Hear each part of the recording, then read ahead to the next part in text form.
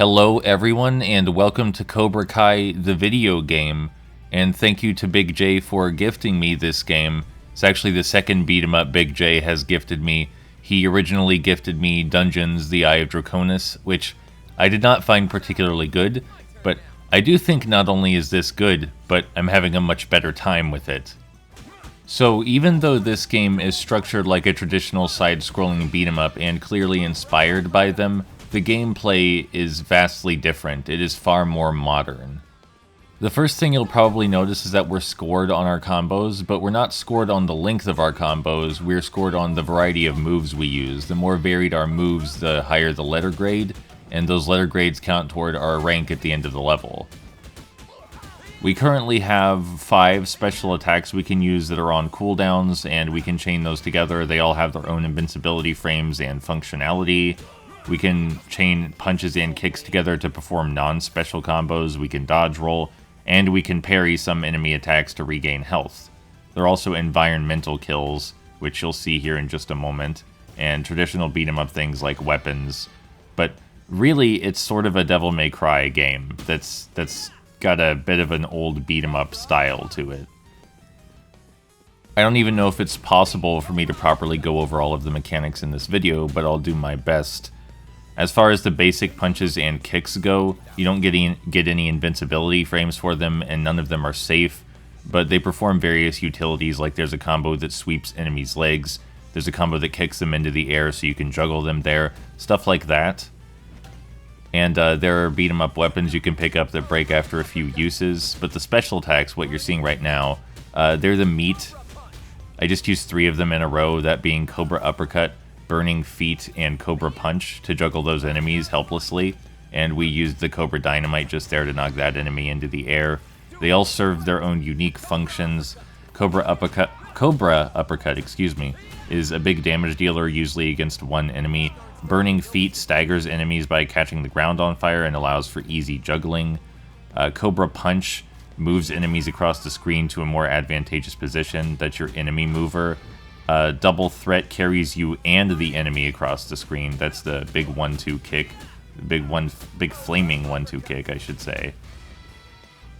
And all of these special moves we're using give you a bunch of invincibility frames, so you can power straight through enemy attacks. You can, of course, also dodge straight through enemy attacks, but sometimes it's better just to use a special move clean through an enemy's onslaught, and that way you'll deal damage and evade getting hit. You could probably do just fine in the game by cycling through all of the special abilities, but they all have their utilities, and there's a particular time it's best to use each of them, I find. Playing thoughtfully is rewarded with a higher score, because that's how you vary your combo, is using special moves in creative ways and your regular blows in creative ways. These aren't even all the special moves it's possible for Miguel to have. Miguel can have 3 more special moves, and we can upgrade all of those as well. There are also 3 other characters we can play with, you might have noticed up there. It can be a bit overwhelming. I've only played as Miguel so far, but I'm getting good enough with him that I can consistently get A+ and S ranks on stages with his moveset, which is what I want. I'll pace myself, you know? Because the game doesn't pace for you. It brings up a lot of these mechanics in a row. And there are so many tiny nuances to everything in this game. Sometimes I forget mechanics in the middle of gameplay. Like, I almost forgot to mention that if you get a B combo, you can revive one of your fallen allies in your team. But I don't plan to lose or die, so even though that's a neat mechanic, I hope I never have to see it.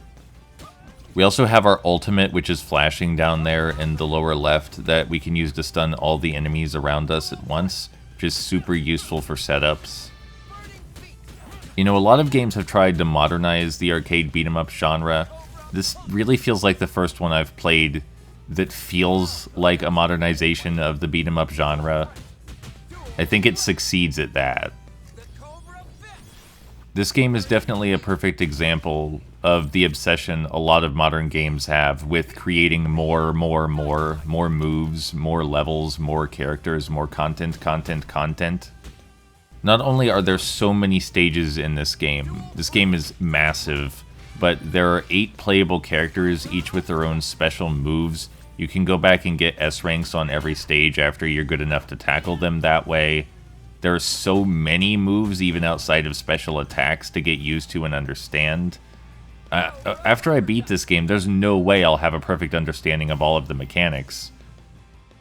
And that isn't necessarily a bad thing, though I generally prefer simplicity. I'm down to play an arcade-styled beat-em-up that isn't actually arcadey. That can be a fun time. So about the enemy types, they're all varied, and you need to watch out for their attacks for different reasons, of course. That's how enemy types work. But most importantly, when they're glowing red, they have armor, and you can't stagger them. You have to wait until they're done using their red attack, or otherwise parry it. Not all red attacks can be parried, though.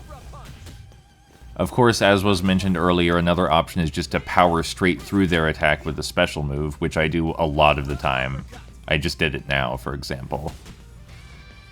But yeah, the more you see the enemy types, the more you learn to associate their particular moves with them and a particular strategy with them. Though sometimes I think the enemy types have the opposite of the intended effect, like this lady with a purse we're beating up. She can summon goons to join the fight, which makes the fight more difficult, ostensibly, by giving you more enemies, but I like when she summons more enemies because that's more chance for me to get combo. I actually really dislike when I kill the enemies too quickly. Fights should go on forever so I can get the most score.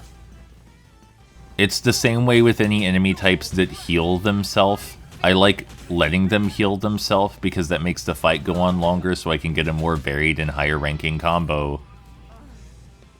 It stopped being about winning the game really quick. I played through the tutorial level like 5 times, restarting the game over and over until I got an A+. Oh, here's a mini-boss character. We are going to destroy this mini-boss so hard, and also get the highest combo ranking in the process. I'm just gonna let you enjoy.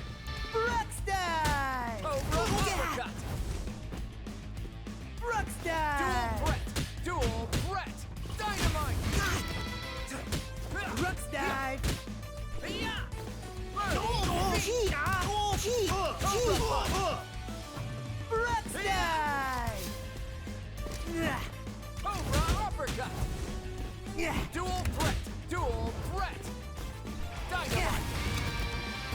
Cobra punch! Burning feet! Dynamite!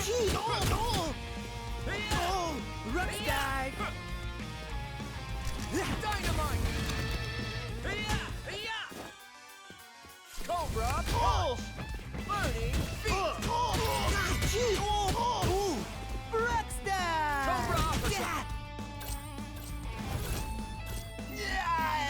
So yes, thank you, Big J. I'm having a blast. This is a really unorthodox take on the traditional side-scrolling beat-em-up, and it's super, super enjoyable so far. Thank you. I hope you enjoyed watching me destroy the game.